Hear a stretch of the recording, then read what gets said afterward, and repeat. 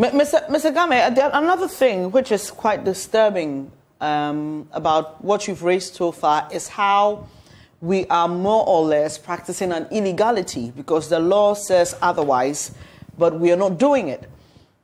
At the heart of this is our ability to measure productivity. I remember speaking to the head of the Fair Wages and Salaries Commission, and that came up. How do we realistically measure productivity? Because in this case, like you say, government is even in a tight corner, because if you say you're going to do what is in the books, how do you even measure the productivity in the first place? What can we do in that regard to ensure that what the law says is what we are practicing? Well, I'm sorry to disappoint you. The point is that I've heard many people talking about, in a cheap way, talking about how can it be measured, it cannot be measured, it's subjective, it's so and so. It's all waste of time and energy. It can be done. It can be done. And it can be done, I would not like to use the word simpler per se, but it can be done reasonably easily. It is because people lack knowledge and the capacity to do it. It doesn't mean it cannot be done. There are people who are capable of doing it. Even people are inviting people from Ghana here to Nigeria to assist them to do it. So please, it's doable. That's why we put it in the law.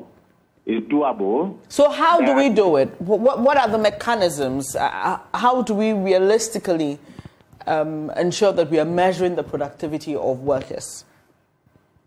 Look, as you are sitting on the set right now, you have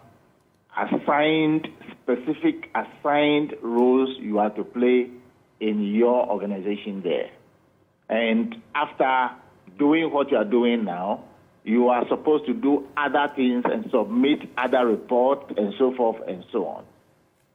That way, I believe the strategy of your employer is to ensure that when you contribute your quota, your other colleagues, they contribute their quota, you get more advertisement, you get more attention, your station becomes the preferred station, and therefore your income is enhanced, therefore your pay can be enhanced, and the quota is very clear, very, very clear.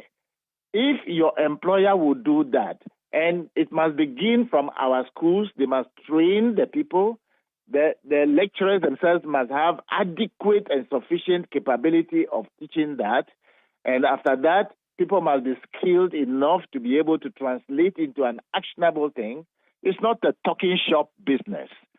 It's not an economic issue to go and hide behind numbers. It's about translating human resource management practitioners have the capacity to do it.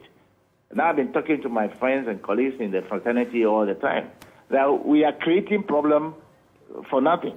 The point is that our law is very clear that we must match remuneration. The word is matching remuneration with productivity.